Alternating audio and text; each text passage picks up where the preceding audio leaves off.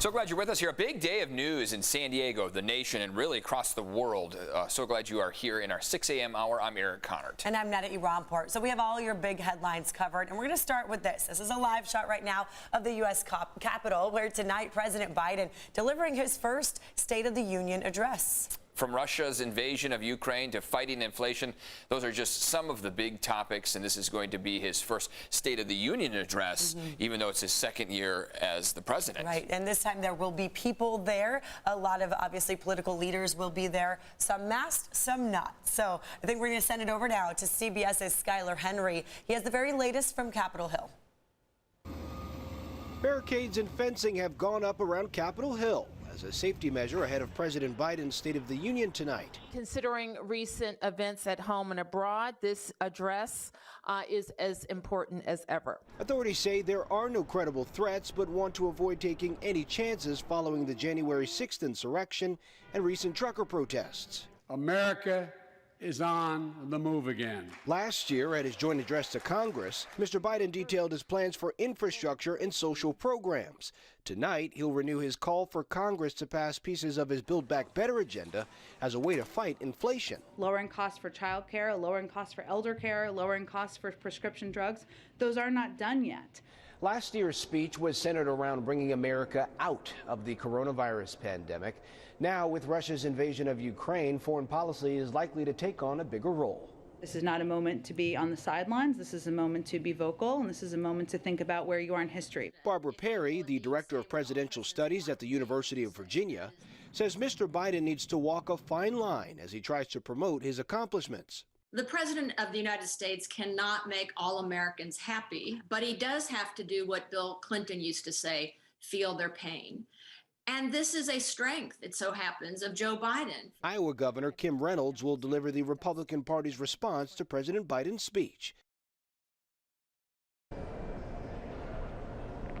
Now, one noticeable difference between last year and this year is that all members of Congress have been invited to attend the State of the Union. Last year, because of COVID, there were a limited number of guests. Masks are optional, but a negative COVID test will be required. We should also mention that just in the last 25 minutes, Senator Alex Padilla announced that he tested positive for COVID-19. So it just goes to show, even with these new guidelines and the mask policies dropping, negative COVID tests will still be required, and COVID obviously still being a threat. Guys. All right, Skylar Henry reporting live for us from the Capitol. Thank you, Skylar.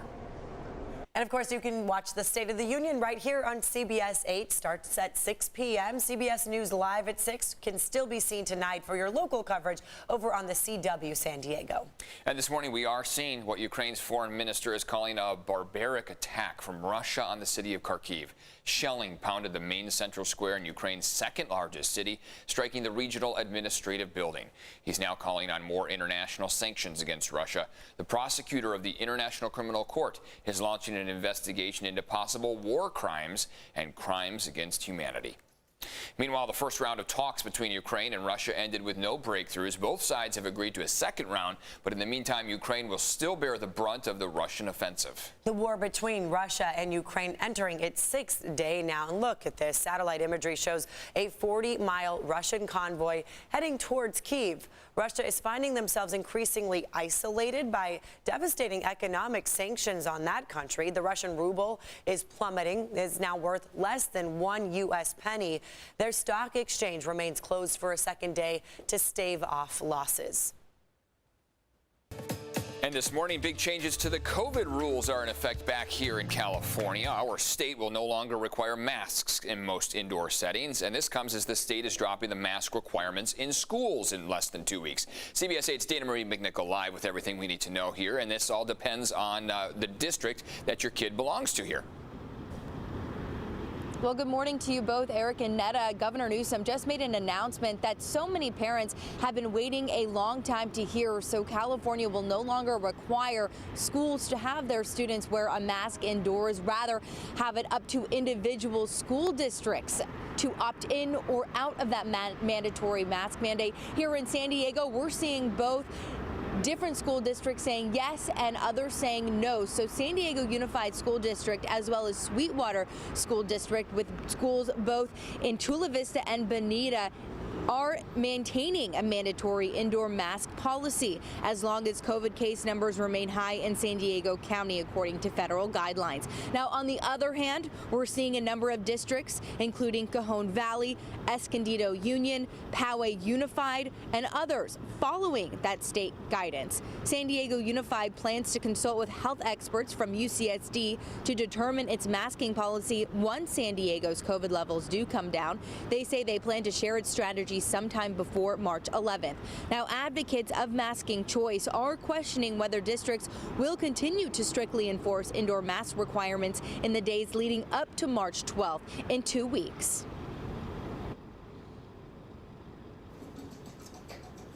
In many districts, the enforcement protocols are still removing kids from the classroom, which is counterintuitive to what the state is saying, that all students deserve a quality in-person instruction, except for those who are removed from the classroom in enforcement policies.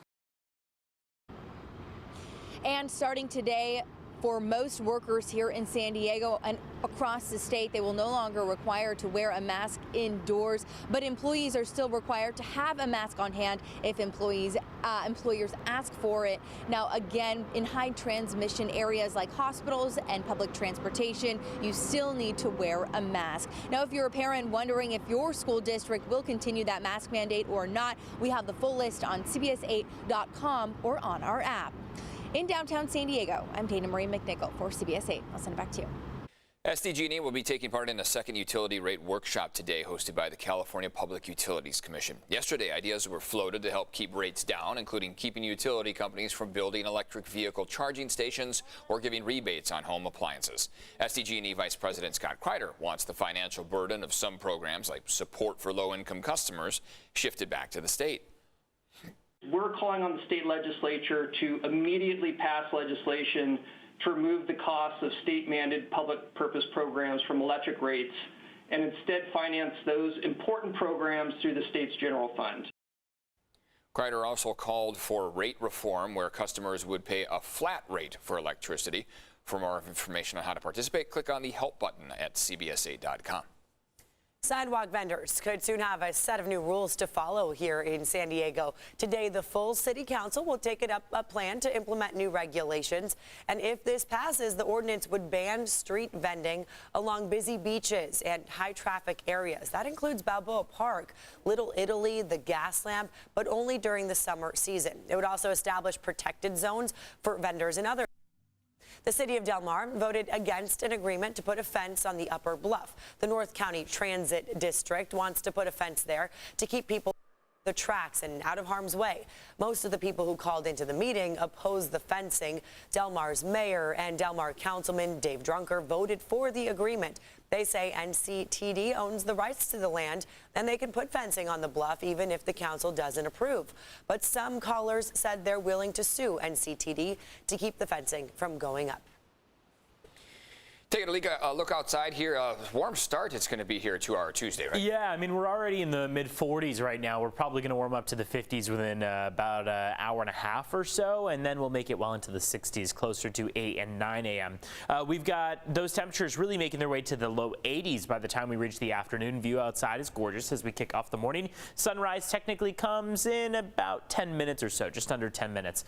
You can see those temperatures are going to be looking very nice out there. A lot of sunshine across the board, 80s across the coast, mid-80s for your inland valleys, and upper 60s across the mountains. That means that snow is going to continue to melt, but hey, it's going to feel like late spring as opposed to the winter season that we're in the midst of. But take a look at the temperature drop that we incur over the next several days. We are currently under a ridge of high pressure. That is the dominant weather feature. Over the next several days, we'll see those temperatures drop steadily and by a pretty strong margin. I mean, we'll only lose a few degrees into tomorrow, but from Wednesday into Thursday, we drop by more than 10 degrees. Another 10-degree drop expected from Thursday into Friday, and then it looks like we'll stay stagnant, mostly in the 50s, before warming up to the 60s. And keeping it around average is 66, as you see in the top right, but that's going to be much cooler than the 80s that we'll have for this afternoon. It's all thanks to a low that sinks in. That low is not only going to affect our temperatures and cool us down, of course, but it's also going to bring in a chance of precipitation. Let's pause this at our best chance. chance. So Thursday night at 5 p.m. we start to see showers just across the Southern California coast, moving into LA. They'll likely make their way to San Diego in a pretty decent fashion toward Friday morning. So overnight, really, from Thursday into Friday is where we see the bulk of activity taking place. It'll linger through Friday with a few showers that could even continue all the way through your early Saturday before things start to taper off from there. Let's talk about traffic this morning. I want to take you to a crash that is on the was on the 5. Looks like this is now on Palomar Airport Road at Paseo del Norte off of the 5. There are a couple other crashes just north of Vista that we're tracking as well this morning, but otherwise no major crashes or collisions toward the downtown area. You can of course keep up to date here as well as on cbs8.com/traffic. Back to you.